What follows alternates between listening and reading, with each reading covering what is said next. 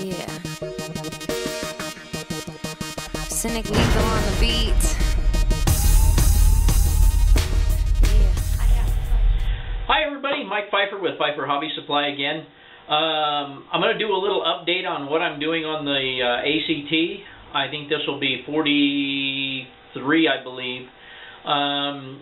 We're putting in a little intermodal yard. I think you've seen it in maybe the other videos, but let's take a look and see what I got going on here. Okay guys, here's the area that's going on for the intermodal yard. And at this point that I'm at now, all I can do is explain to you what I've done here. When you look at the edge of this right here, you can see that I've used the Woodland Scenics paving system. I put the tape along the edge there, and then I taped in the middle of the track here as well. Actually, I taped from this rail, the rail closest to the fascia, out with masking tape. Then I came back and put this in and this in afterwards. And you can see that I've slopped some over the edge, and I'm going to get that cleaned out of there as best I can and then touched up. And I've got ballast to put back in over there and stuff. But anyway, I'll pan along it here, and you kind of see how I sectioned it out once I got the plaster down and put cracks and stuff in it here. The first step was in getting the plaster down was I used Smooth It, Woodland Scenic Smooth It.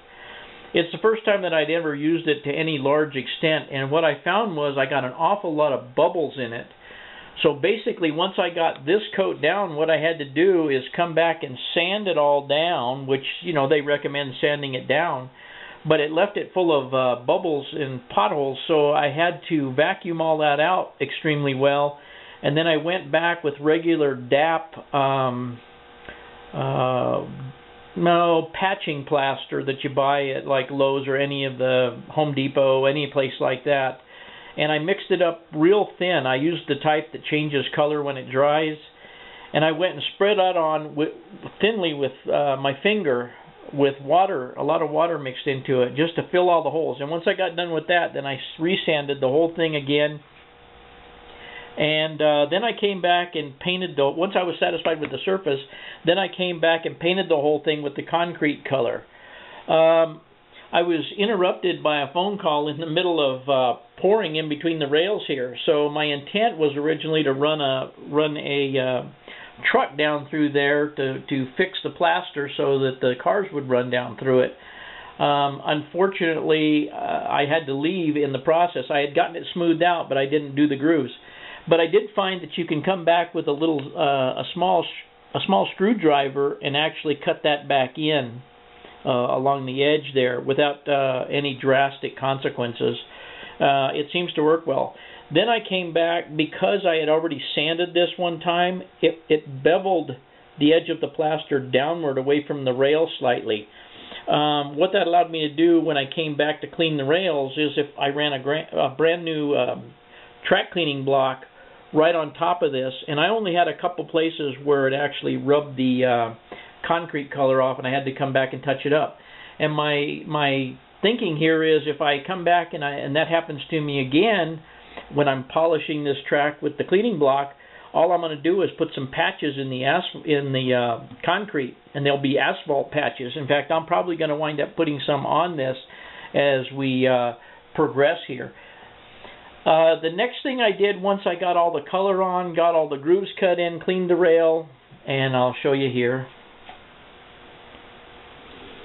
I'll bring these guys down in here, and you can see that they roll right back in here with no problem. And these are with mid-flange wheels, by the way, but I'm assuming it would work with anything.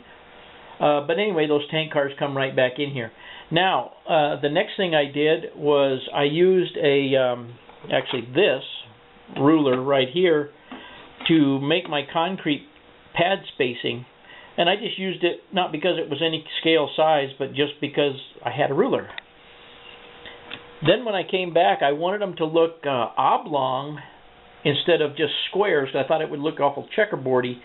So I just happened to have this masking tape here that happened to be the right size. So I laid the masking tape down and drew my other lines on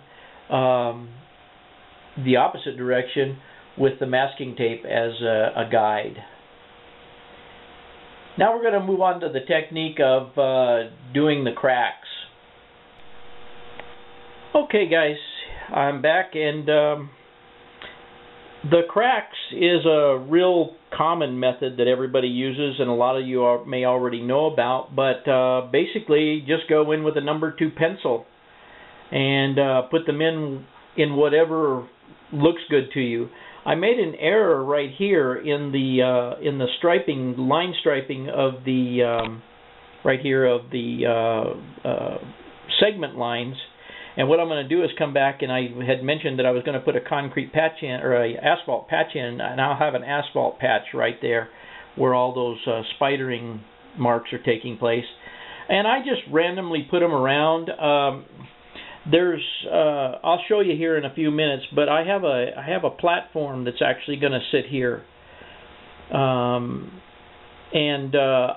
far as a yard building, or the plan is, I have, hang on one second here, I have one of these, BLMA yard office, and my plan is to paint this, and it'll install right here on the end, like so. And then once this yard is done, and I'm not sure exactly where the road's going to come into it, I'm debating where the entrance road will be, whether it'll be up here, coming in this way, or whether it's going to come off the edge of the layout right here and come in somewhere, either here, here, anywhere along here actually. Probably down in here would be the least detrimental to the placement of containers and some trailers. I don't really want to load this thing completely up, but I want to make it look like a small container unloading facility that only has one of these guys on it, and I think you've already seen this in one of the videos. But nevertheless, I'll determine the road position later. And then once I do that, the rest of this, the edges of the rest of this, not maybe the outside edge, unless I put scenery along here, but the rest of it will have a chain link fence around the majority of it, just to keep the undesirables from outside the area. It won't have any chain link fence along the track itself, I don't believe, but around the outside edges it will. So anyways, you get the idea. The office building will be down here, painted in something that looks a little better than that. Now let me move on to and show you the ramp that I plan on putting there. Okay, since we want this small container yard to be a multi-purpose facility, we're going to put this ramp. I got this concrete ramp off of eBay, and I don't even know who the manufacturer is. But as you can see, I've kind of weathered it up a little bit already. And once I get this mounted in place, and I'm not sure whether I'm going to use hot glue or if I'm going to even glue it down, period. I'm going to use something on it, but I'm not sure what yet.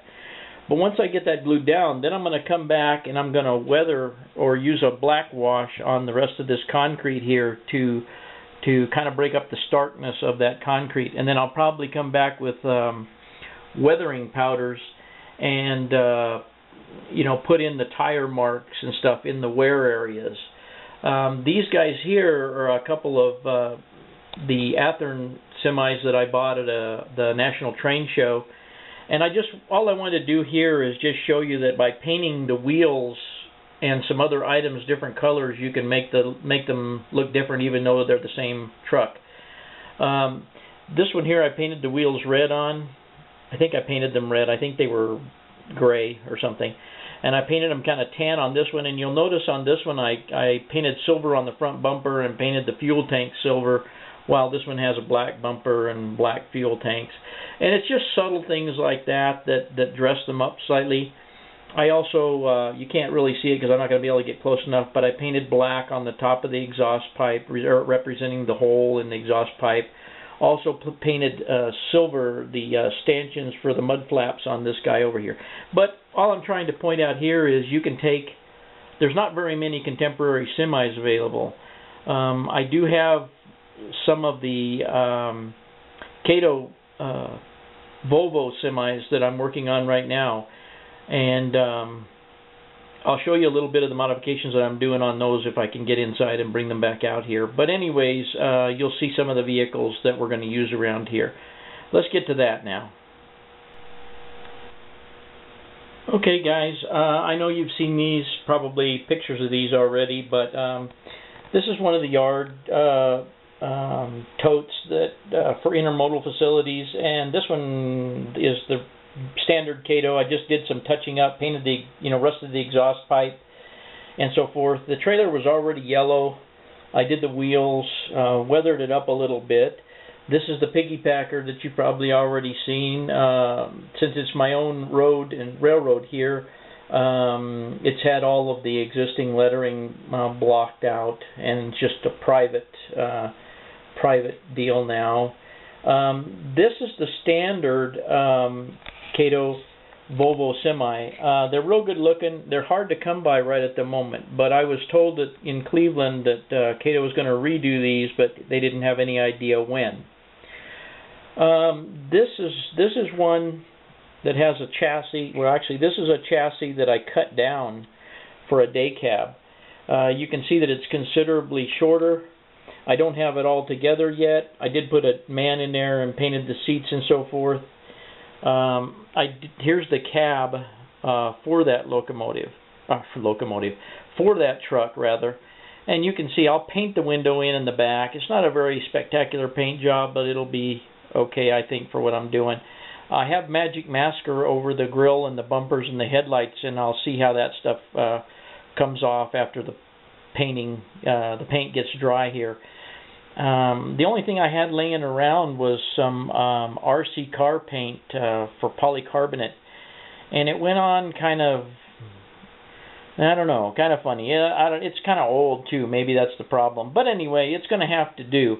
But anyway, you get the idea of the short cab versus the long cab, and then shortening up the frame, and then the frame there where I put the pieces on will be all touched up.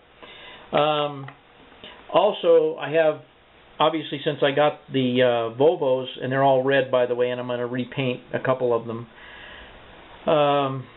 The trailers that come with the Volvo, the red Volvo, are black, so I'll have a little mix of a couple of trailers. I don't really want to, like I say, overload this with semis and trailers and everything, but I do want to give the impression that it's a busy place.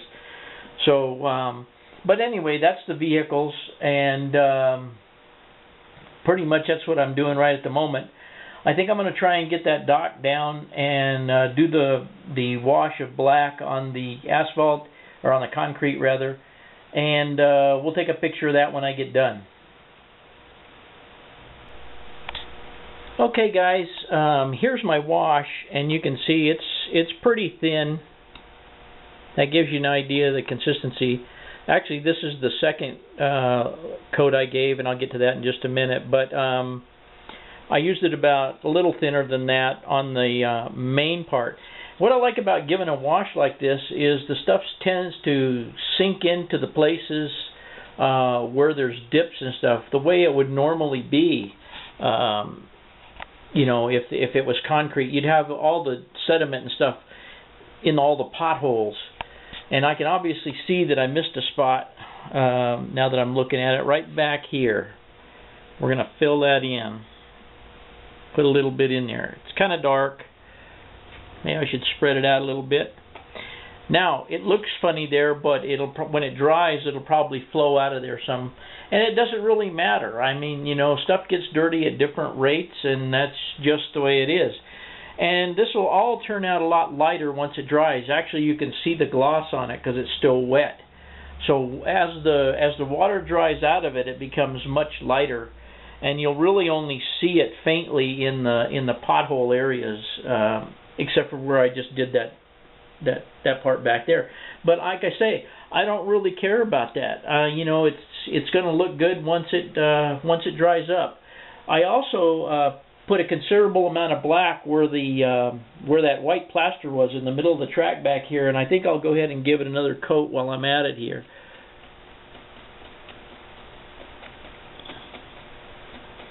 Because you remember we had the real white, stark white plaster in there, and if I put that black in there, the plaster will absorb that and hide that. And then once I put the ballast in, and then I tint the ballast as I go along, all this stuff will blend together.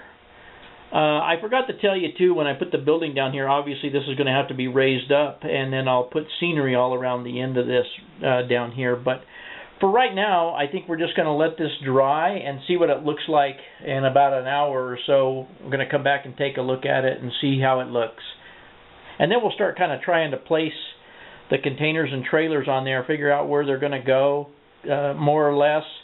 And I'll start doing some yellow striping on the concrete, I hope. We'll see if that transpires.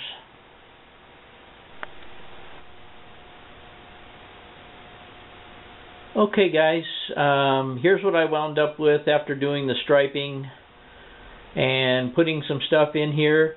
It's a pretty small congested area, but it's kind of a small town operation.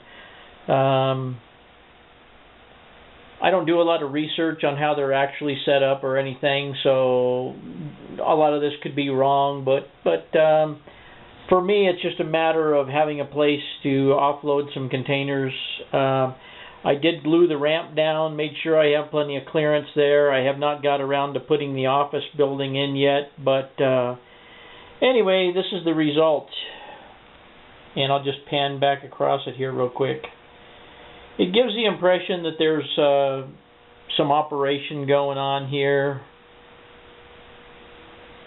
I made the determination that the road will come out right here. So the road into the facility will be right there. And like I say, congested, but they can put quite a few containers in there and for holding until they can transfer them to local areas or load them on trucks. So let me get up here a little bit and kind of give you an overall shot. And that's about it, guys.